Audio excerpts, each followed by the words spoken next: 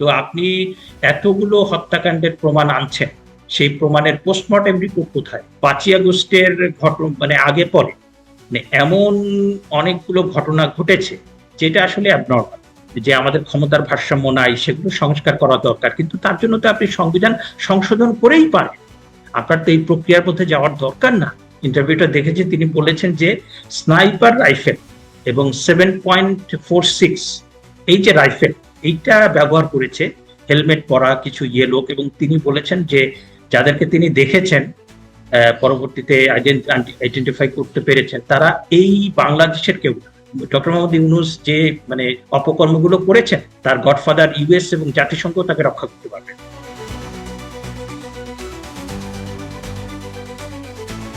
হাফিজুর রহমান কারজান, আপনি ঢাকা বিশ্ববিদ্যালয়ে পড়ান, আইনের শিক্ষক, আপনি বাংলাদেশের আইন বোঝেন, আইন পড়ান। আপনাকে কেন গ্রেপ্তার করা হয়েছিল? আপনি সেটা দিয়ে শুরু করি আমরা। আসলে আপনার কি মনে হয় কেন শুরু করেছিল? আসলে আমি আপনাকে বলতে বোঝাচ্ছি যে এই যে 18 মাসের ইউনূস রেজিম শিক্ষক, সাংবাদিক, রাজনৈতিক কর্মীদের গ্রেপ্তার এবং জামিন না দেওয়া, এর পেছনের কারণগুলো আপনার কি মনে হতে পারে? তারা বলে যে তারা মানে আপনারা হচ্ছেন ফ্যাসিস্ট এনাবেলার অথবা মানে দোসর। আমি ওটা বাদ দিলাম, আপনার কি মনে হয়? না, আমরা তো মনে করেছি যে ইউনূস সাহেব একজন ফেরেশতা, এবং ওনার সাথে যারা আছে তারা হচ্ছে নিষ্কলঙ্ক পীর দরবেশ, সেইন্ট। তারা হচ্ছে গ্রুপ অফ অ্যাঞ্জেলস, এবং তারা দেশের ভেতরে আসলে আপনার দেশটা সুশাসন হবে, রাষ্ট্র সংস্কার হবে, তারপরে আইনের শাসন প্রতিষ্ঠিত হবে, মানবাধিকার প্রতিষ্ঠিত হবে। তারপরে বিদেশি সমস্ত রাষ্ট্র তারা বিলিয়ন বিলিয়ন ডলার নিয়ে এসে বাংলাদেশ ডলারের বন্যায় ভেসে যাবে। হ্যাঁ, আমরা তো সেটা আসলে বিশ্বাস করেছিলাম। এবং আমরা যারা মানে বাংলাদেশের সার্বভৌমত্বে বিশ্বাস করি, বাংলাদেশের মুক্তিযুদ্ধে বিশ্বাস করি, আমরা আসলেই, আমি ব্যক্তিগতভাবে চাই যে বাংলাদেশটা আরো সামনের দিকে এগিয়ে যাক।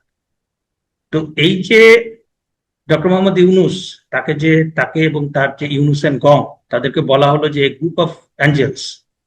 তো আমরা তো দেখলাম যে আসলে তারা নিকৃষ্ট ধরনের শয়তান।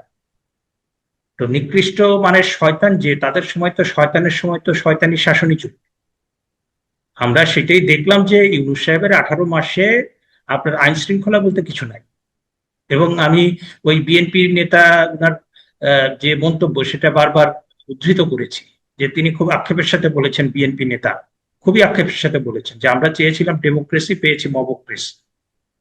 বাংলাদেশের এই 50, 54 বছর, 55 বছরের ইতিহাসে তো আমরা এইরকম নৈরাজ্য দেখি নাই। কিন্তু হাফিজুর রহমান কারজান, ধরুন তারা তো মব সৃষ্টি করেই ক্ষমতাটা দখল করেছে, সুতরাং তারা তো আসলে মব করেই ক্ষমতায় টিকে থাকতে চাইবে। এটাই কি মানে তা নয়? না, বিষয়টাকে আমি ঠিক সেভাবে দেখি না। আমি যেভাবে দেখি যে হ্যাঁ, আপনার যে সরকারের পতন হয়েছে তাদের বিরুদ্ধে ক্ষোভ ছিল, মানুষের মধ্যে ক্ষোভ ছিল। আবার কিছু কিছু বিষয়ে প্রোপাগান্ডা করে, দীর্ঘদিনের অপপ্রচার করে সেটা তৈরিও করা হয়েছে। হ্যাঁ, এবং আমি যতটুকু জানি যে আওয়ামী পরিবারের অনেক ছেলে মেয়ে এই আপনার আন্দোলনে অংশ নিয়েছে, এবং তাদেরকে তাদের বাবা মা কিন্তু ধরে রাখতে পারে। আমার তো বিভিন্ন ধরনের বিএনপির ঘরানার বন্ধু বান্ধবও আছে, আওয়ামী লীগ ঘরানার বন্ধু বান্ধবও আছে, তারপরে আপনার বামপন্থী যারা তাদের সেই ঘরানার বন্ধু বান্ধবও আছে, যারা ধর্মপন্থী রাজনীতি করে। সব শ্রেণী পেশার মানুষের, সব ধরনের মানুষের সাথে যোগাযোগ আমি আছে। নিশ্চিত সেটা তো তো আছে, আপনি কিন্তু ধরুন আমি কিন্তু শুরুটার কথা বলছি যে আপনার কি মনে আছে? নিশ্চয়ই মনে আছে, 5 তারিখের পরে শেখ হাসিনাকে যখন পাঠিয়ে দেওয়া হলো দিল্লিতে, তারপরে তারপরে যে মব করা হলো, বিশেষ করে আদালত অঙ্গনে, আপনি সেটাকে আপনি বলবেন না যে এটা মবের মাধ্যমে তৈরি একটা সরকার? না, আপনি সেটাতে পরে আসি, যে যেটা হয়েছে এই জায়গাটা আপনার এখনো উন্মোচিত হয় নাই, কোনো পরিসংখ্যান আমরা জানি না। তবে মানে আমি যেটা ব্যক্তিগতভাবে উপলব্ধি করেছি, যে দেখেছি যে আমার বেশ কয়েকজন বন্ধু তারা পারিবারিকভাবে হচ্ছে আওয়ামী লীগ করে, কিন্তু তাদের ছেলে মেয়েরা ওই আন্দোলনে গিয়েছে। কারণ এই আন্দোলনটা বিশেষ করে স্কুল কলেজ বিশ্ববিদ্যালয়ের বাচ্চাদের এত সর্বব্যাপী একটা আন্দোলন ছিল যে কেউ বাসায় বসেছিল, কেউ যে অনেকেই বুঝে গেছে।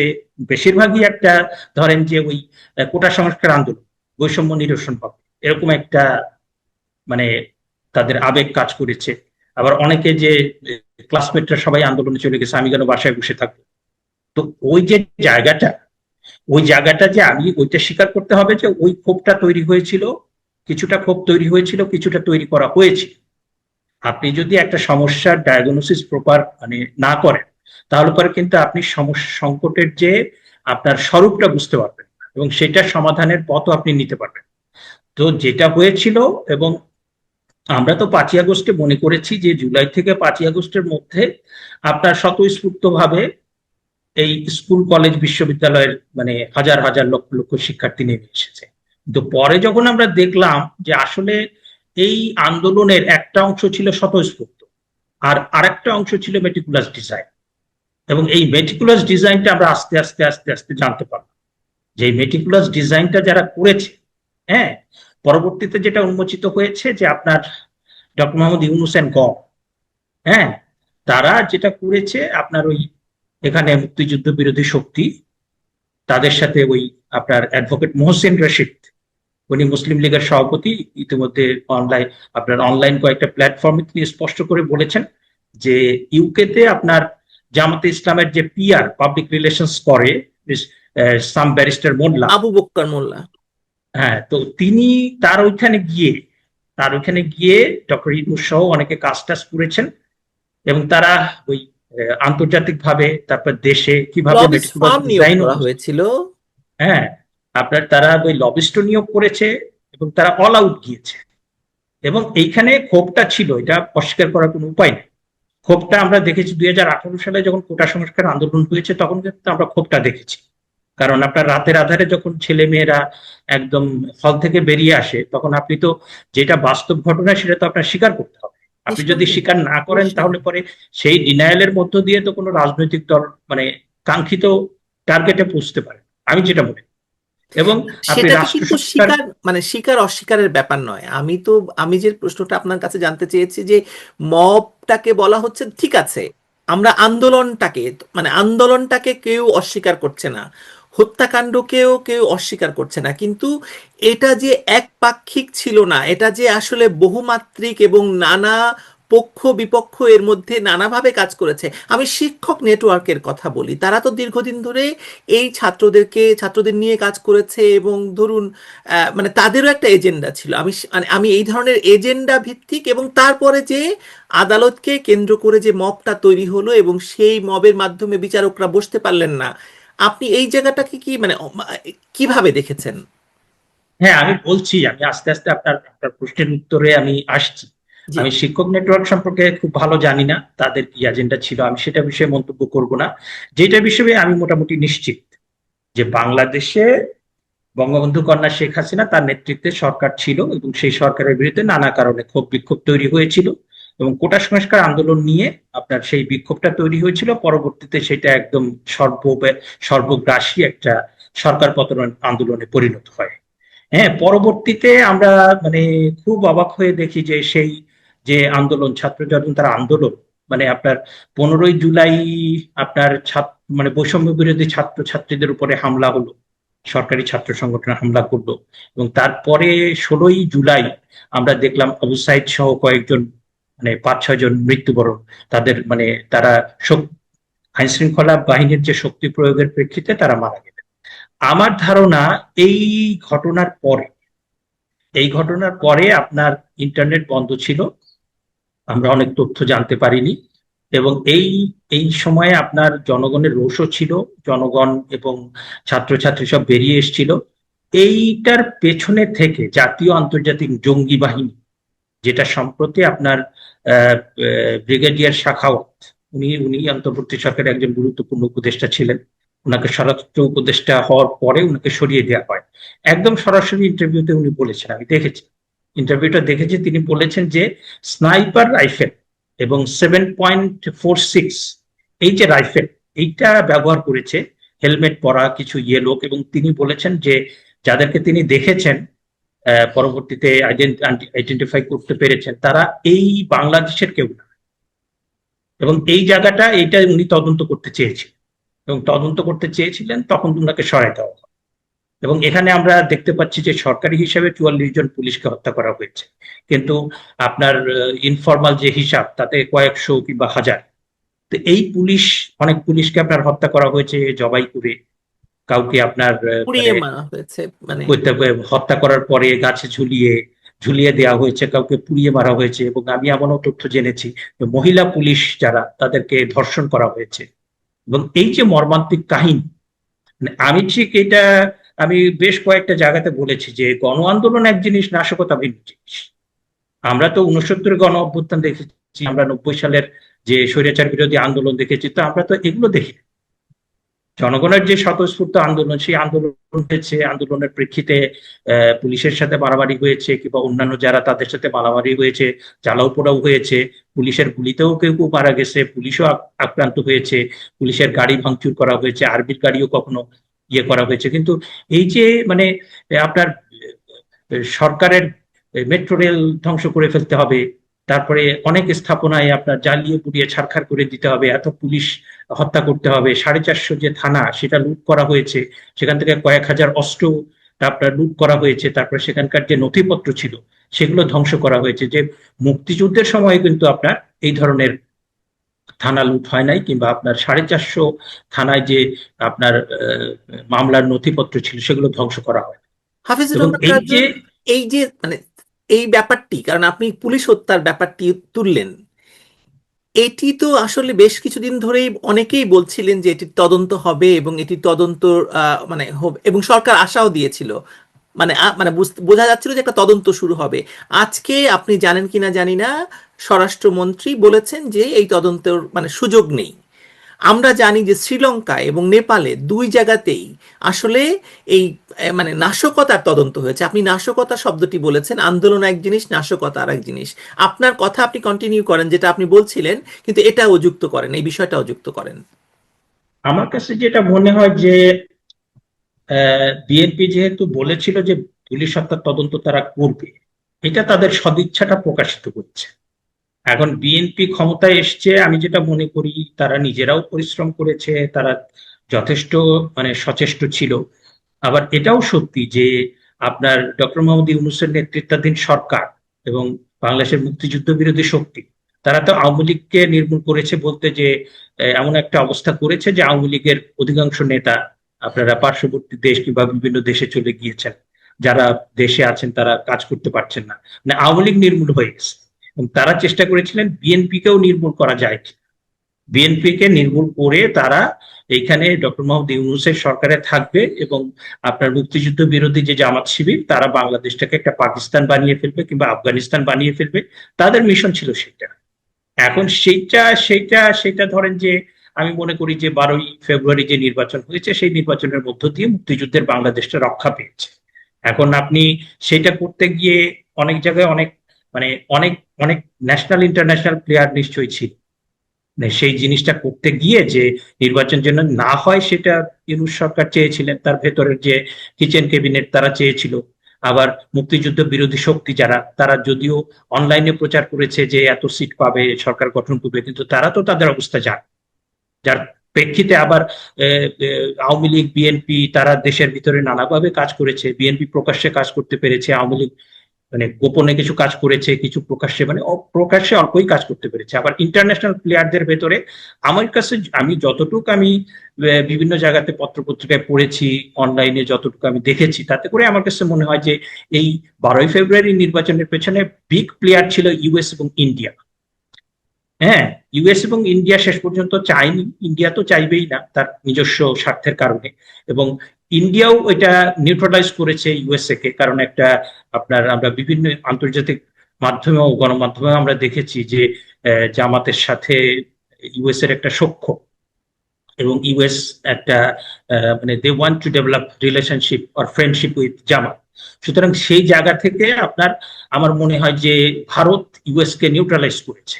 হ্যাঁ, নিউট্রালাইজ না করলে পরিস্থিতি বোধহয় আরো খারাপ হতো, এবং শেষ পর্যন্ত মুক্তিযুদ্ধের বাংলাদেশটা রক্ষা পেয়েছে। রক্ষা পেয়েছে, কিন্তু এটা করতে গিয়ে মানে যারা ক্ষমতায় এসছেন তাদের ওই ন্যাশনাল ইন্টারন্যাশনাল নানা জায়গাতে তাদেরকে কম্প্রোমাইজ করতে হয়েছে। তো সেই কম্প্রোমাইজের জায়গাতে আপনার আহ মানে প্রেক্ষিতেই আপনার অনেক জায়গায় প্রতিশ্রুতি দিয়েও পিছিয়ে আসতে হচ্ছে। তাছাড়া দেশের ভেতরের বাস্তবতাও, কারণ আমরা যদিও নানা রকম কথাবার্তা বলছি, কিন্তু আপনার ধরেন যে যে সমস্ত শিক্ষার্থী যারা তাদের চোখের সামনে দেখেছে যে তার মানে শিক্ষার্থী হত্যাকাণ্ড কিংবা বাচ্চাদের হত্যাকাণ্ড, তাদের অনেকেই আপনার ধরেন যে তাদের টেক্সচুয়াল পড়াশোনা খুবই সুপারফিশিয়াল, তারপর তাদের রাজনৈতিক বোধ কিংবা আন্ডারস্ট্যান্ডিং কম। তো সেইটা মিলে একটা মুশকিল হচ্ছে যে তারা প্রকৃত সত্যটা বুঝতে পারছেন না। হ্যাঁ, এবং এইটার প্রেক্ষিতে দেখা যাচ্ছে যে অনেকে অনেক জায়গায় বিভ্রান্ত হচ্ছে, বিভ্রান্ত করা হচ্ছে, অনেক জায়গায় এদেরকে পিছিয়ে আসতে হচ্ছে আমার কাছে। আর আমি যেটা মনে করি যে বিএনপি সরকার যদি পিছিয়েও আসে, আমি যেটা মনে করি যে পুলিশকে কারা হত্যা করেছে সেটা বোধহয় আমরা জেনে গেছি ইতিমধ্যে। আপনার যারা পুলিশ হত্যা করেছে তারা এরকম কয়েকজন টেলিভিশন টক শোতে এবং বিভিন্ন অনলাইন প্ল্যাটফর্মে তারা বলেছে যারা তারা পুলিশ হত্যা করেছে, এবং এটা কিন্তু সারা দেশে ভাইরাল হয়েছে। হ্যাঁ, এবং কিছুদিন আগে এক ছেলে আপনার থানায় গিয়ে বললো যে আমরা পুলিশ হত্যা করেছি, আমাদেরকে গ্রেপ্তার করার সাহস থেকে পায়। হ্যাঁ, তো আমরা মোটামুটি জেনে গেছি যে পুলিশ কারা হত্যা করেছে।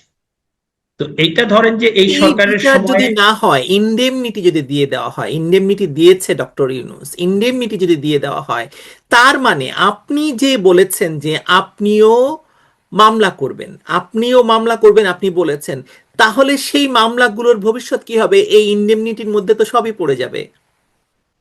না, সেটা পড়বে না।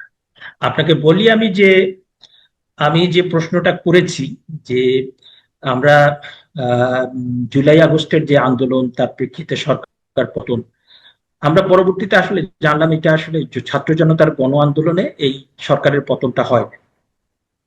হ্যাঁ, এবং সেটার পেছনে শুধুমাত্র আন্দোলন থাকলে আমরা খুশি হতাম, কারণ যে কোনো একটা দল সরকারে থাকলে গণ আন্দোলন সেটা মানুষের অধিকার, তাদের পতন হতে পারে। আবার যাদের পতন হয়েছে এর আগেও আমরা দেখেছি রাজনৈতিক দল, হ্যাঁ, তাদের পতন হয়েছে, তারা আবার মানে জনগণের সমর্থন নিয়ে ক্ষমতায় এসছেন, সেটা একটা মানে ধারাবাহিক প্রক্রিয়া।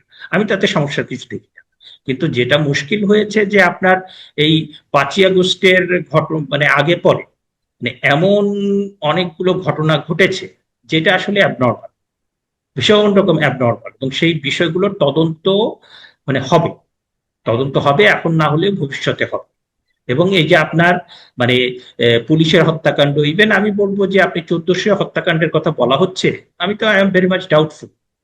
এখন এটা কোনো ক্রেডিবিলিটি নাই। ইউনাইটেড কারণ নেশনস এর 1400 যে নাম হিউম্যান ধাম রাইটস, ঠিকানা তো কিছুই প্রকাশ করা হয়নি। না, একটা হচ্ছে যে তারা বলছে 1400 মারা গেছে, তাই না? আবার ওদিকে সরকারি ওয়েবসাইটে 800 সামথিং। আপনি যদি এই যে মানে আমি একটা মানুষও যদি মৃত্যু মানে হত্যাকাণ্ডের শিকার হয় সেটা মর্মান্তিক ঘটনা, মানে এটা সংখ্যা দিয়ে এটাকে মেজার করা যায় না। কিন্তু আপনি যখন এরকম একটা 1400 মানুষের কথা বলছেন, এবং এই ইনফরমেশন টেকনোলজির যুগে আপনার দিস মাস্ট বি মানে ভেরি প্রপারলি ডকুমেন্টেড, যে কে মারা গেল, তার পিতার নাম কি, তার স্থায়ী ঠিকানা, তার অস্থায়ী ঠিকানা, তার পেশা, সমস্ত কিছু যদি আপনি সংগ্রহ করতে না পারেন, এবং আপনি 18 মাস ক্ষমতায় ছিলেন, তাহলে আমি কি করে বিশ্বাস করব? মানে জাতিসংঘকেও এখানে ব্যবহার করা হয়েছে বাংলাদেশকে মানে ভূ রাজনৈতিক ভাবে অস্থিতিশীল করার জন্য। কারণ এখন তো ধরেন আপনি 5ই আগস্টের ওই 1400 জন হত্যাকাণ্ড খুবই মর্মান্তিক ঘটনা, কিন্তু যত যাই বলে আমি তো যখন এখন মেলাচ্ছি যে আপনার শেখ হাসিনার শাসন, ডক্টর মোহাম্মদ ইউনূসের শাসন, অন্যান্য রাজনৈতিক দলের শাসন, তখন তো আমার শেখ হাসিনাকে অনেক পরে রাখতে হচ্ছে। কারণ উনার সময় যে মানে উন্নয়ন হয়েছে, উনার সময় যে উন্নয়ন হয়েছে, মানুষের বৈষয়িক যে সমস্ত উন্নয়ন হয়েছে, তারপরে আপনার বিভিন্ন সামাজিক উন্নয়ন সূচকে আমরা যে এগিয়ে গিয়েছি, হ্যাঁ, সামগ্রিকভাবে দেশের ভেতরে আপনার উন্নয়নের যে ছোঁয়া লেগেছে, সেটাকে তো অস্বীকার করার কোনো উপায় নেই। এবং সেইটাকে আপনার কোনো রাজনৈতিক সরকার কিংবা তত্ত্বাবধায়ক সরকার কিংবা অন্তর্বর্তী সরকার সেটা ধারে কাছেও যেতে পারবে না। তো যেটা মুশকিল হয়েছে যে শেখ হাসিনা সরকারের সময় আমরা মানে এডুকেশনাল জিডিপি এবং কালচারাল জিডিপি এই দুইটাতে আমরা অনেক পিছিয়ে গেছি। এবং আমাদের এডুকেশনাল জিডিপি এবং কালচারাল জিডিপি যেহেতু অনেক পিছিয়ে গেলাম, এবং আমি এটা সবসময় বলি যে বাংলাদেশ আওয়ামী লীগ বাংলাদেশের সবচেয়ে প্রাচীন দল।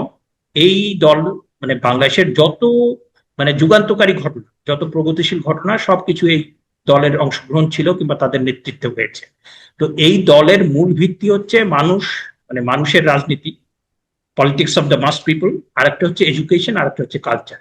তো এই দলটা আপনার ক্ষমতায় ছিল, তারা উন্নয়নের ক্ষেত্রে একটা মাইল ফলক তৈরি করেছে, যদিও এটা অস্বীকার করবো না যে পাচার হয়েছে টাকা, তারপর অনেকগুলো প্রতিষ্ঠান দুর্বল হয়েছে, এটাও সত্যি। আবার সেটাও একটা বড় প্রশ্ন যে এত টাকা পাচার হলো, তারপরে এত কিছু হলো, তারপরে এত উন্নয়ন হয় কি? কারণ 2018 সালে আমরা যে আপনার এই অনুন্নত দেশ থেকে উন্নয়নশীল দেশের স্তরে এসেছি, এটা তো মানে জাতিসংঘ তিনটা তিনটা মানদণ্ডের ভিত্তিতে এটা দেয়, এটাকে ম্যানিপুলেট করার তো কোনো সুযোগ নাই। হ্যাঁ, তো সেইটার ভিত্তিতে আমরা কিন্তু হয়েছি, এবং সেইটা হয়েছে শেখ হাসিনা, বঙ্গবন্ধু কন্যা শেখ হাসিনার অনন্য নেতৃত্বে। হ্যাঁ, এখন আমরা যেটা পিছিয়ে গেলাম সেটা হচ্ছে যে আপনার এডুকেশনাল জিডিপি, তারপরে কালচারাল জিডিপি, সেখানে আমরা পিছিয়ে গেলাম। এবং আপনি দেখেন সেইটার কারণে আমাদের এই যে মানসম্পন্ন শিক্ষা, তারপর সাংস্কৃতিক কর্মকাণ্ড, সেটা একদম স্থগিত হয়ে গিয়েছিল। এবং সেইটার সুযোগে কি হলো যে আমাদের জেনারেশনটা মানে বুদ্ধিবৃত্তিক ভাবে তারা অনেক পিছিয়ে গেল, পড়াশোনার মানের ক্ষেত্রে পিছিয়ে গেল। তাতে করে আওয়ামী লীগের পায়ের নিচের মাটি হালকা হয়ে গেল, এবং সেইটার সুযোগে যারা উগ্রবাদী শক্তি, তারা নানা রকম প্রচার করে এই আপনার মানে ইন্টেলেকচুয়ালি ব্যাংক্রাফ্ট একটা জেনারেশন তৈরি হয়ে গেল। হ্যাঁ, এখন এদেরকে এদেরকে আমাদেরই বাচ্চা, আমি কিন্তু দোষ দিই না। আমরা যদি তাদেরকে অধ্যাপক কার্জন, সেভাবে আমরা শিক্ষিত আমরা করতাম। আসলে এই এই বিষয়টা নিয়ে তো আমরা আমরা কথা বলবোই যে আমাদের ভবিষ্যৎ কি, আমাদের মানে আমরা তো ব্রিঙ্ক থেকে ফিরে এসেছি, জঙ্গিবাদী শাসনের একদম ব্রিঙ্ক থেকে ফিরে এসেছি। আপনি যে কথা যথার্থ বলেছেন যে বাংলাদেশ আসলে মুক্তিযুদ্ধের বাংলাদেশটা রক্ষা পেয়েছে, আমি একমত। আমি যে কথাটি আপনার কাছে আসলে মানে স্পষ্টভাবে জানতে চাই, আপনি যে মামলাটি করতে চাইছেন সেই মামলাটির দায়েরের প্রক্রিয়ায় আপনি কতখানি এগিয়েছেন, এবং এই মামলাগুলোর ভবিষ্যৎ কি যদি আসলে সরকার মনে করে যে এই এই মানে পুলিশ হত্যার বিচার সম্ভব নয়, কিংবা এই যে 18 মাসের ইউনুসীয় শাসন, আমার তো মনে হচ্ছে এই পুরো শাসনটাকে মানে ইনডেমনিটি দেওয়া হয় কিনা, র্যাটিফাই করে ফেলা হয় কিনা, আপনার কি মনে হচ্ছে?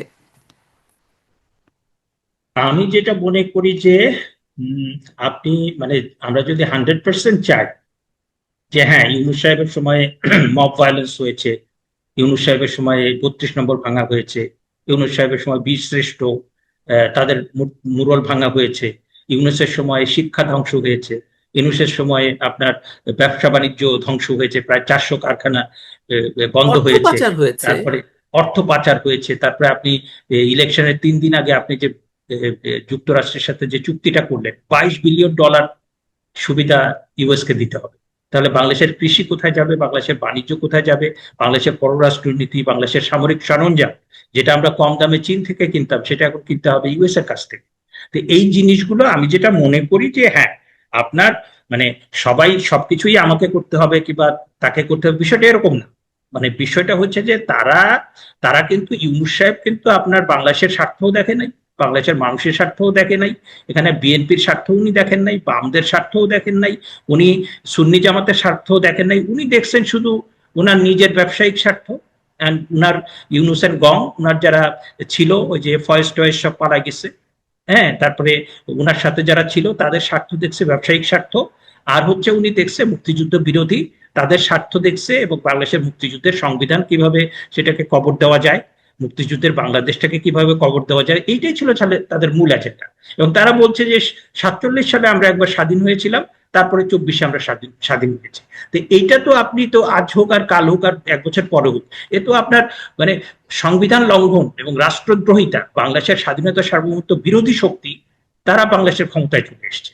সুতরাং এখানে আমি মনে করি যে দেখেন যে আপনি বিএনপি যেদিন আপনার সকালে আপনার শপথ নিল সংসদ সদস্য হিসেবে, তাদের মাননীয় মানে তাদের সম্মানিত 223 জন, 213 জন, তারা যখন শপথ নিলেন, পরের মুহূর্তে কিন্তু তারা সংবিধান সংস্কার কমিশনের সংবিধান সংস্কার পরিষদের যে শপথ, সেটা কিন্তু তারা নেন নাই।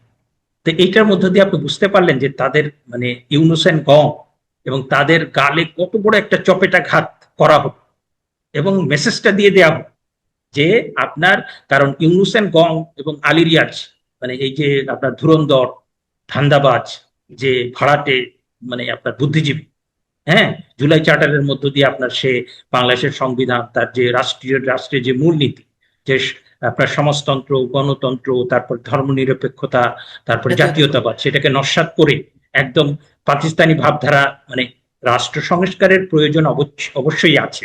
এবং আপনি যে আমাদের ক্ষমতার ভারসাম্য নাই, সেগুলো সংস্কার করা দরকার, কিন্তু তার জন্য তো আপনি সংবিধান সংশোধন করেই পারেন। আপনার তো এই প্রক্রিয়ার মধ্যে যাওয়ার দরকার না। আপনি এমন একটা প্রক্রিয়ার মধ্য দিয়ে যাচ্ছেন, এই যে আপনার জামাত, তাদের কিছু সমর্থন আছে, আর এনসিপি যে 1% মানুষকেও তারা রিপ্রেজেন্ট করে, তাদের কথায় আপনি গণপরিষদ করছেন। গণপরিষদ কাকে বলে, কোন পরিস্থিতিতে গণপরিষদ হয়, তারা কি সেটা বোঝে? হ্যাঁ, এই যে বিদেশি প্রেসক্রিপশনে, তারপরে মুক্তিযুদ্ধ বিরোধীদের আপনার প্রেসক্রিপশনে বাংলাদেশের সংবিধানকে টার্গেট করে তারা যেটা করেছে, মানে আমি তো বিএনপিকে কনগ্রাচুলেট করব যে তারা অত্যন্ত পরিপক্ক মানে সিদ্ধান্ত নিয়েছেন। এবং এই যে আপনার সংবিধান সংস্কার পরিষদ, তার যে শপথ না নিয়ে তারা তো বলে দিলেন যে এই এই সমস্ত মানে অসাংবিধানিক কাজের মধ্যে আমরা নাই। এবং তারা এখন আপনি যেটা হচ্ছে যে আমি যেটা মনে করি, আমি যে অনলাইন প্ল্যাটফর্মে যেটা বলেছি যে ইউনূস এন্ড গং-এর বিরুদ্ধে শত শত হাজার হাজার মামলা হতে পারে। এবং আপনি দুদকে আপনি জানেন ইতিমধ্যে শত শত হাজার হাজার যে দুর্নীতির যে অভিযোগ সেটা জমা পড়েছে। কিন্তু আমি যেটা বলছি যে ইউনূস এন্ড গং-এর বিরুদ্ধে মানে আমাদের এখানে আপনি ধরেন যে সংবিধান লঙ্ঘন করলেন, এখন সংবিধান লঙ্ঘন করলেন, সেই মামলাটা সামরিক শাসক এরশাদের বিরুদ্ধে হতে পারে, কিংবা এটা মানে রাজনৈতিকভাবে নির্বাচিত কোন সরকারের বিরুদ্ধে হতে পারে যদি তিনি সংবিধান লঙ্ঘন করেন। কিন্তু ইউনূসের বিরুদ্ধে এইটা শুধু না, সে মুক্তিযুদ্ধের বাংলাদেশটাকেই মানে নাই, মানে বাংলাদেশ যে একটা স্বাধীন সার্বভৌম সত্তা, সেইটাকেই সে স্বীকার করে নাই। এবং সেইটা ধরে শুধু রাষ্ট্রদ্রোহ না, বাংলাদেশের স্বাধীনতা সার্বভৌমত্বকে, এই সত্তাকে আপনার বিপন্ন করার জন্য তার বিরুদ্ধে মামলা করতে হবে। তার মানে হ্যাঁ, হচ্ছে এবং আপনি তার বলছেন সে এক, এবং তার গণ। আপনি বলছেন এক যে তার বিরুদ্ধে, এবং রাষ্ট্রপতিও সাক্ষাৎকারে বলেছেন যে ইউনূস সংবিধান লঙ্ঘন করেছেন। সংবিধান লঙ্ঘনের দায়ে তার নামে মামলা হতে পারে, তার নামে মামলা হতে পারে। আপনি যে কথা বলছেন যে তিনি বাংলাদেশের অস্তিত্বকে অস্বীকার করছেন, বাংলাদেশের মুক্তিযুদ্ধের মাধ্যমে অর্জিত বাংলাদেশকে অস্বীকার করছেন, সেজন্য মামলা হতে পারে। কিন্তু আপনি যে মামলার কথা ভাবছেন বা যে প্রক্রিয়ায় আপনি আছেন, সেই মামলার সুনির্দিষ্ট কি অভিযোগ হতে হবে, এবং তার মানে শাস্তি কি হতে পারে যদি আপনি আদালতে বিজয়ী হন? আপনার ধরেন যে প্রথম মামলা যেটা হবে যে উনি সংবিধানকে কবর দিতে চেয়েছেন, তাই তো? এবং আলিরিয়া যেটাতে আপনার ঐকমত্য কমিশনের ওখানে জনাব সালাউদ্দিনের সাথে তার তর্ক বিতর্ক হয়েছে, তিনি সেখানে স্পষ্ট করে বলেছেন, আলিরিয়া খুব উদ্ধত বলে, যে সংবিধান লঙ্ঘন করেই তো আমরা এগুলো করতে এসেছি। সুতরাং প্রথম যে মামলাটা হবে, এবং সেইখানে আমি পেনাল কোড আছে, তারপর সংবিধানের 7 অনুচ্ছেদ, 7-2 সম্ভবত, যে বাংলাদেশের সংবিধান যদি কেউ আপনার লঙ্ঘন করে তাহলে রাষ্ট্রদ্রোহের জন্য তার বিচার হবে, মৃত্যুদণ্ড। এবং সেটা প্রমাণিত হলে তার মৃত্যুদণ্ড হবে। কিন্তু নাম্বার বিচারপতি ওয়ান। ফারাহ মাহবুবের সর্বশেষ রায় কি আপনি দেখেছেন কিনা? সেখানে এটাকে তুলে দেওয়া হয়েছে। আচ্ছা, যাই হোক, এটা হচ্ছে একটা। আরেকটা হচ্ছে যে আপনার যে আপনি যে তার পুরো শাসনামলে বারবার সংবিধান লঙ্ঘন করার যে অভিযোগ ছিল, এবং ফরাদ মজার একটা সুন্দর কথা বলেছেন যে সংবিধান অনুযায়ী শপথ নিয়ে ইউনূসের সরকার বারবার সংবিধানের মানে সংবিধান লঙ্ঘন করেছে। সুতরাং একটা না, অনেকগুলো মামলা হতো। তারপরে আপনার যে তার সময় যে মব ভায়োলেন্স গুলো হয়েছে, মানে কাউকে হত্যা করা হয়েছে, কারো ঘর বাড়ি জ্বালিয়ে দেওয়া হয়েছে, কারো কারখানা জ্বালিয়ে দেওয়া হয়েছে, কারো মানে এই যে আপনার অসংখ্য মব ভায়োলেন্স। এবং আপনার আইন ও সালিশ কেন্দ্র সহ মানবাধিকার সংগঠন তারা বলছে কয়েকশো মানুষের মৃত্যু হয়েছে এই মব ভায়োলেন্সে। এখানে যারা ভিকটিম তারা কিন্তু অনেকগুলো মামলা করতে পারে। এবং ইউনূস তারপরে উস্কে দিয়েছেন, কিন্তু ইউনূস এবং তারপরে তার পারিষদবর্গ উস্কে দিয়েছেন এই মব। একটা হচ্ছে যে উস্কানির যে অভিযোগ সেটা তো প্রমাণ করতে হবে, আর উস্কানি না হলেও যেহেতু তারা সরকারে ছিল, এই দায়টা তাদের। হ্যাঁ, সরকারে যেহেতু তারা ছিল, এই দায়টা তাদেরই। তৃতীয় যে মামলাটা খুবই গুরুত্বপূর্ণ, সেটা হচ্ছে যে মার্কিন যুক্তরাষ্ট্রের সাথে এবং অন্যান্য অনেক বিষয়ে উনি যে চুক্তিগুলো করেছেন, বাণিজ্য চুক্তি, বন্দর, অন্য বিদেশি ইজারা দেওয়া। কোম্পানিকে দিয়ে দেওয়া, এইটা কিন্তু আপনার কোনো অন্তর্বর্তী সরকার এই ধরনের পলিসি ডিসিশন নিতে পারেন। এবং নির্বাচনের 3 দিন আগে উনি যে চুক্তিটা করলেন, সেটাতে বলা হচ্ছে $22 বিলিয়ন, $22 বিলিয়ন সুবিধা মার্কিন যুক্তরাষ্ট্রকে দিয়ে দেওয়া হচ্ছে, এবং এতে করে বাংলাদেশ প্রায় বিক্রির পথে। এতে করে বাংলাদেশের কৃষি ক্ষতিগ্রস্ত হবে, বাংলাদেশের বাণিজ্য ক্ষতিগ্রস্ত হবে। আবার সামরিক সরঞ্জাম আপনার কিনতে হবে মার্কিন যুক্তরাষ্ট্রের কাছ থেকে। আপনার আহ, তারা আবার পররাষ্ট্র নীতিও ডিকটেট করবে। হ্যাঁ, তো এতে করে যে ক্ষতিটা হলো, এবং আপনি যে দেশটা বিক্রি করলেন, সেই বাণিজ্য চুক্তিটা বাতিল করার জন্য আপনি মামলা করতে পারেন। এবং আরেকটা মামলার কথা আমি বলেছি, যে 32 নম্বর যে ভাঙা হলো, আপনার অসংখ্য মানে আওয়ামী লীগের যে নেতা কর্মী তাদের বাড়ি ভাঙা হয়েছে, আওয়ামী লীগের যে কার্যালয় সেটা ভাঙা হয়েছে, কিন্তু 32 নম্বর, এইটা ফাদার অফ দ্য নেশন, আমার জাতির পিতা, এবং সেটা তার বাড়িও না, সেটা এখন একটা জাদুঘর। সেখানে যে আপনার যে ছবি ছিল, সেখানে যে প্রামাণিক তথ্য ছিল, সেখানে যে দলিলপত্র ছিল, এবং সেটা আমাদের বাংলাদেশের জন্য এবং সেটা সারা পৃথিবীর জন্য অত্যন্ত গুরুত্বপূর্ণ একটা মানে স্মৃতিস্মারক। এবং সেটার মধ্যে যে সমস্ত দুষ্প্রাপ্য আপনার দলিল, দস্তাবেজ, তথ্য প্রমাণ ছিল, সেইটাকে বারবার ভাঙা হয়েছে। এবং সেইটা কারা ভেঙেছে, এবং আমরা জানি যে আপনার বিদেশ থেকে আপনার ঘোষণা দিয়ে এটা ভাঙা হয়েছে, এবং সরকারের মধ্যে থেকে কারা সেটা ভাঙতে দিলেন, পুলিশ কেন গেল না, সেনাবাহিনী কেন গেল, সেইটার ব্যাপারে একটা মামলা করার চিন্তা চলছে। এবং এই মামলাগুলো, প্রত্যেকটা মামলা, যে প্রধান মামলাগুলো, এইটা মামলা করার ব্যাপারে মানে কথাবার্তা চলছে, যে বড় দলগুলো এই এই দল অমুক, দল তমুক, তারপরে ধরেন বাম ঘরানা, তারপরে আপনার সুন্নি জামাত, কিংবা অন্য কোনো ধর্মীয় রাজনীতি যারা করে, তারপর সিভিল সোসাইটি, একটা ওয়াইড বেসড এটা মামলা করা যায় কিনা, যেখানে প্রতিনিধিত্ব থাকবে, তারপর সংখ্যালঘু, আদিবাসী, যে সবাই মিলে এটা দেখানোর চেষ্টা হবে যে আপনার মানে কিভাবে সব শ্রেণী পেশার মানুষ ইউনূসের সময় আপনার আপনার ক্ষতিগ্রস্ত হয়েছে, বিক্ষুব্ধ ছিল। এবং এই মামলাটা হওয়ার পরে তারপরে আপনার আহ, মানে আমরা আস্তে আস্তে চাইবো যে সরকার ন্যায় বিচার নিশ্চিতের জন্য তারা আমাদেরকে সহযোগিতা করবে। আমি মানে প্রায় শেষের দিকে আসছি।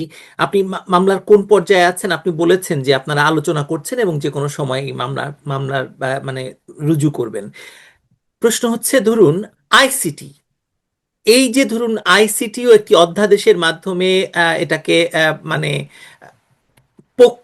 মানে আইসিটি যেসব এখতিয়ার নেই সেই মামলাগুলো করে একটি মানে ফাঁসির রায়ও দিয়ে দিয়েছে। আরো অনেকগুলো মামলা এখানে আইসিটি পরিচালনা করছে। এটাও কি চ্যালেঞ্জ করা যায় কিনা?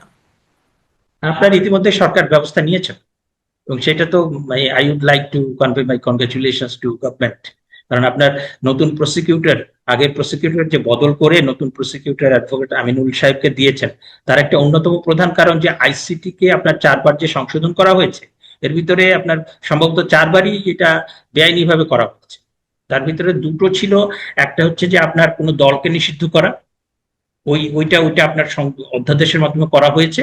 আর একটা হচ্ছে যে আপনার ওই সেনা কর্মকর্তাদের বিচারের জন্য এইটাকে আপনার সংশোধন করা হয়েছে। তো এই দুটো ব্যাপারে তো বিএনপি খুব সিরিয়াস, এবং তারা কিন্তু আইসিটি কে তারা বলেছে যে মামলাগুলো হয়েছে সেটাও তারা রিভিউ করবে। মানে এই যে আপনার আমার গ্রেপ্তার হওয়ার অন্যতম প্রধান কারণও এটা, যে প্রথম থেকে আমি বলেছি যে এই আইসিটিটা একটা অবৈধ আইসিটি, ইন্টারন্যাশনাল ক্রাইমস ট্রাইব্যুনাল। কারণ আপনার ইন্টারন্যাশনাল ক্রাইমস ট্রাইব্যুনাল 1973 এই আইনটা করা হয়েছিল, এবং এই ট্রাইব্যুনাল করা হয়েছে তার এখতিয়ার শুধুমাত্র 1971 সালে যারা আন্তর্জাতিক অপরাধ করেছে তাদের বিচারের জন্য, 24 সালের বিচারের জন্য না। 24 সালে যেটা হয়েছে সেটা ইন্টারন্যাশনাল ক্রাইম না। হ্যাঁ, এটা এটা তাজুল এন্ড গং, তারা এটাকে আপনার ম্যানিপুলেট করে আপনার আইসিটিটা করেছে, এবং আইসিটির কোনো এখতিয়ার নাই এই মামলা করার। এবং তাদের যে এখানে সংশোধন আপনার সম্ভবত মানে আপনার পার্লামেন্টের প্রথম সেশনে 133টা যে অধ্যাদেশ করেছে, বেশিরভাগ অধ্যাদেশই আপনার বাতিল হয়েছে সম্ভবত। মানে আমরা যে মানে বিএনপির যে তাদের যে প্রতিক্রিয়া পাচ্ছি, এবং তারা নিজেরাও ভিক্টিম। এই যে অধ্যাদেশ হয়েছে, এটাতে শুধুমাত্র বিএনপি ভিকটিম না, সেনা কর্মকর্তারা ভিকটিম, তারপরে দল ভিকটিম, মানুষ ভিকটিম, এবং তারা যা খুশি তাই, একদিকে চলছে মব ভায়োলেন্স, আর একদিকে বিচারের নামে প্রহসন। আপনি রুল অফ ল কোনো কিছু তো না। সুতরাং হাফিজুর রহমান এই যে কারজন, ধরুন আইসিটি অ্যাক্ট বা আইসিটির যে এই অধ্যাদেশ দিয়ে সংশোধন এগুলো বাতিল হয়ে গেল, তাহলে তো আইসিটির এই পুরো প্রক্রিয়াটা, রায়, সবকিছু বাতিল হয়ে যাবে, নয় কি? না, এখন ধরেন সেটা রিভিউ তো হবে। মানে আমি সেদিন যেটা দেখলাম যে যে মামলাগুলো হয়েছে, কারণ তাজুল সাহেবের বিরুদ্ধে যেটা এসছে যে উনি আহ, আহ, সাবেক আইজিপি টাকা নিয়ে মামুনকে রাজসাক্ষী। মামুনকে রাজসাক্ষী করার ব্যাপারে হাজার কোটি টাকার লেনদেন হয়েছে। আবার আপনি যখন মানে একটা ক্রিমিনাল প্রসিকিউশন কিন্তু খুবই কঠিন, মানে আপনি যখন কারো বিরুদ্ধে চুরির অভিযোগ আসে কিংবা ডাকাতির অভিযোগ আসে কিংবা ছিনতাইয়ের অভিযোগ আসে, ক্রিমিনাল লতে যে বেসিক প্রিন্সিপালটা, you have to prove the allegation মানে beyond any reasonable shadow of the. তো আপনি এতগুলো হত্যাকাণ্ডের প্রমাণ আনছেন, সেই প্রমাণের পোস্টমর্টেম রিপোর্ট কোথায়?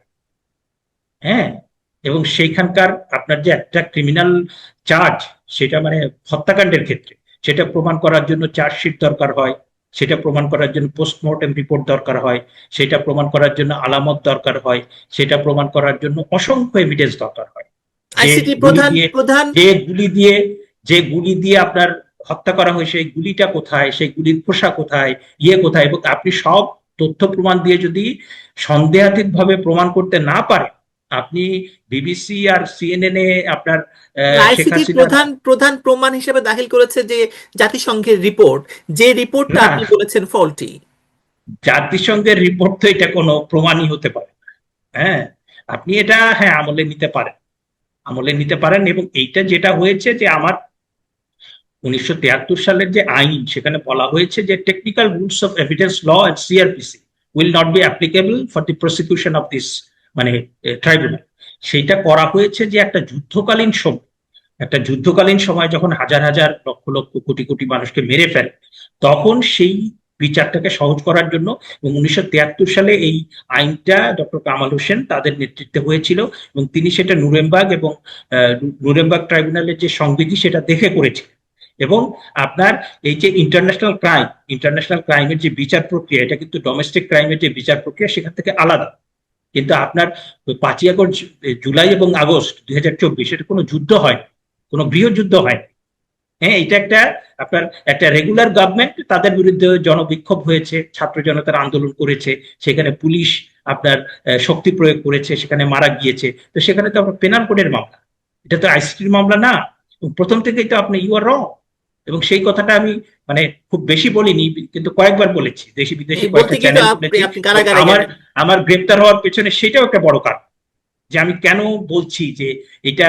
এবং তাজুল সাহেব তো ডোমেস্টিক ল এবং ইন্টারন্যাশনাল ক্রাইম, ডোমেস্টিক ক্রাইম এবং ইন্টারন্যাশনাল ক্রাইম এটা তফাৎই বোঝেন।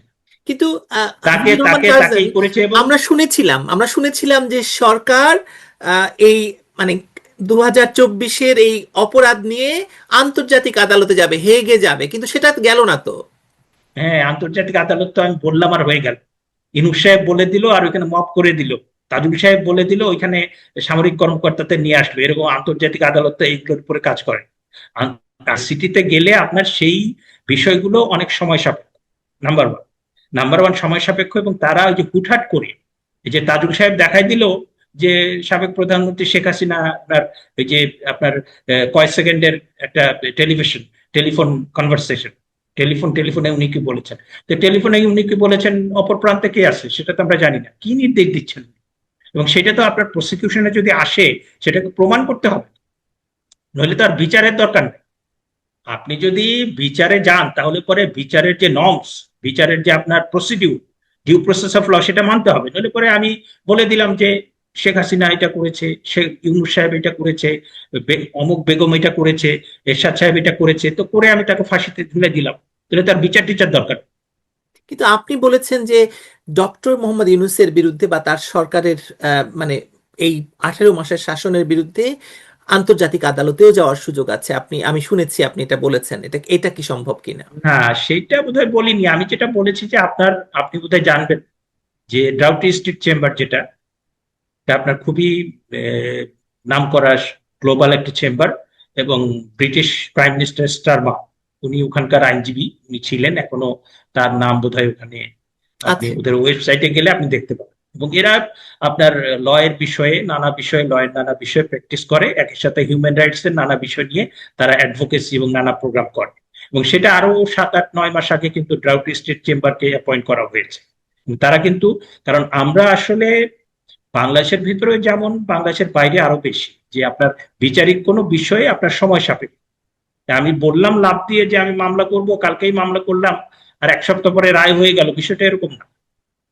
মামলা করার জন্য একটা সময় লাগে, কারণ আপনি মামলা যে করবেন যে বিষয়ে, সেটার বিষয়ে আপনার তথ্য প্রমাণ, তারপরে এফিডেভিট করতে হয়, তারপরে নানা রকম কাগজপত্র সেটাকে সংগ্রহ করে আপনার ডকুমেন্টেড করে তারপরে আপনার মামলাটা করতে হয়।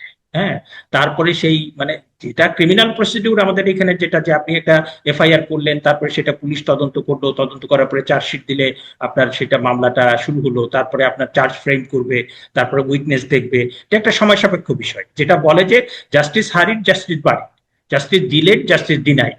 যে আপনি বিচারের ক্ষেত্রে খুব তাড়াহুড়াও করা যাবে না, আবার খুব ডিলেও করা যাবে না, কিন্তু আপনাকে you have to follow due process of law, নইলে তো বিচার হবে না। তো আপনি বিচারের নামে তো প্রহসন হয়ে গেছে। এই প্রহসনের মানে শেষ কোথায়? আপনার কি মনে হয় এটাকে শেষ তো করতে হবে? বাংলাদেশ না হয়তো আমার কাছে মনে হয় যে বাংলাদেশের ক্ষেত্রে, আমি 55 বছরের ইতিহাসে আইনের একজন শিক্ষক, আইন হিসেবে একজন ছাত্র হিসেবে আমাকে যদি বলেন যে what about the judiciary, what about rule of law, মানে বাংলাদেশে এটা খুব হাস্যকর একটা বিষয়। বাংলাদেশে যেটা হয়, রুল অফ ল এর কথা বললে আমি বলবো মানে it may be selective rule of law. আপনি খুব মানে খুব খুব সিলেক্টিভ কিছু ক্ষেত্রে আপনার আইনের প্রয়োগ হয়। এর এর বাইরে আপনি যদি প্রভাবশালী হন, আপনি যদি টাকা পয়সার মালিক হন, আপনার যদি বিশাল নেটওয়ার্ক থাকে, অনেক ক্ষেত্রে আইন আপনাকে স্পর্শ করতে পারবে না। হ্যাঁ, এটা সব সব সব রাজনৈতিক আমলে এটা সত্য। আর ডক্টর মোহাম্মদ ইউনূস, উনি তো ইন্টারন্যাশনাল খেলোয়াড়, উনি তো বারবার বলেছেন ইন্টারন্যাশনাল খেলোয়াড়, এবং ওনার পেছনে ইউএন এবং ইউএসএ আছে। কিন্তু আমার মনে হয় যে ডক্টর মোহাম্মদ ইউনূস যে মানে অপকর্মগুলো করেছেন, তার তার তার তার তার মানে তার তার গডফাদার, তার তার গডফাদার ইউএস এবং জাতিসংঘ তাকে রক্ষা করতে পারবে না। অশেষ ধন্যবাদ হাফিজুর রহমান কার্জন। আশা করি আপনি নিরাপদে থাকবেন, কারণ মব তো এখনো যায়নি, মব তো এখনো চলছে। এবং শিক্ষকদের আমি আরেকটা সর্বশেষ প্রশ্ন আসলে করতেই চাই, আসলে এই প্রশ্নটি কারণ হচ্ছে যে শিক্ষকদের যেভাবে মব করে প্রতিষ্ঠান থেকে বের করে দেওয়া হলো, বিশেষ করে ঢাকা বিশ্ববিদ্যালয়ের মানে একটি রাজনৈতিক দলের মানে সমর্থন করা কিংবা একটি রাজনীতিকে সমর্থন করা, তার অপরাধে আপনি শিক্ষকদের ক্লাস নিতে দেবেন না, শিক্ষকদের মানে বিশ্ববিদ্যালয়ে ঢুকতে দেবেন না। মানে এটাও তো এক ধরনের ভয়ঙ্কর ফ্যাসিবাদী প্রবণতা। আপনি ধরেন আহ, ক্ষমতা দখল, তারপরে অন্তর্বর্তী সরকার, এইটার বাইরে ইউনূস অ্যান্ড গং বাংলাদেশের যে মানে স্থায়ী একটা ক্ষতি করেছে, এটা যে কত বছর লাগবে সেটা মেরামত করতে আমি জানি না। কারণ এরা যেটা করেছে, আপনার কোমলমতি বাচ্চাদের, এই স্কুল কলেজ বিশ্ববিদ্যালয় কোমলমতি বাচ্চাদের, যাদের পড়াশোনা কম, যাদের পরিপক্কতাও কম, তাদেরকে আপনার সুকৌশলে মগজ ধোলাই করেছে, তাদেরকে বেয়াদব বানিয়েছে, তাদেরকে জঙ্গি বানিয়েছে। তারপরে এদের মাধ্যমে আপনার এই জনগণ যখন উত্তেজিত হয়ে গেছে, এদের মাধ্যমে নানা রকম নাশকতা, হত্যাকাণ্ড করে ক্ষমতা দখল করেছে। এবং তারপরে এই ছেলে মেয়েদেরকে, এদেরকে বলে নাই যে বাবারা তোমরা পড়াশোনায় ফিরে যাও, এদেরকে দিয়ে তারা দল গঠন করিয়েছে। দল গঠন করিয়ে সেকেন্ড রিপাবলিক করতে হবে, গণপরিষদ করতে হবে, এই সমস্ত তারা নিজেরাও বোঝে না। এটা আলী রিয়া সাহেবরা তাদেরকে মাথায় ঢুকাই দিছে যে তোরা এগুলো করবি। এখন করে টোরে মানে এরা ক্ষমতায় গিয়ে তারপর ইয়ে করে, আমরা তো দেখলাম যে হাজার কোটি টাকার দুর্নীতি করেছে ছাত্র উপদেষ্টারা। তারপরে যারা এই ছাত্রদের মতো নেতা, তারা মব ভায়োলেন্সও করেছে, তারপরে ব্যবসায়ীদের দুর্নীতিও কাছ থেকে করেছে, প্রচুর টাকা আবার নিয়েছে। নারী কেলেঙ্কারিও করেছে। তাদের তো অপকর্মের শেষ নাই। তো এই যে আপনার বিশ্ববিদ্যালয়ে এই যে পড়াশোনা বাদ দিয়ে এদেরকে রাজনীতি শেখালো, কিভাবে দুর্নীতি করতে হয় সেটা শিখালো, কিভাবে মব করতে হবে সেটা শিখালো, এটার মধ্য দিয়ে জেনারেশন শেষ করলো, বিশ্ববিদ্যালয় শেষ করলো, একাডেমি শেষ করলো। এই এই এই এটা এটা এটা আমরা কবে নাগাদ এই ক্ষতি আমরা মানে মেরামত করতে পারবো? হ্যাঁ, এটা আমি জানি না।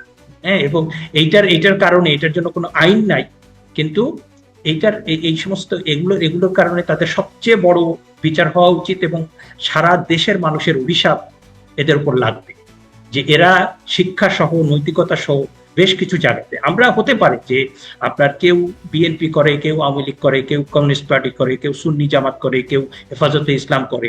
এইটা বাংলাদেশের নানা রকম ইয়ে, আমার মত একরকম, আপনার মত একরকম, কিন্তু কিছু কিছু বেসিক নর্মস তো আমরা মেনে চলি।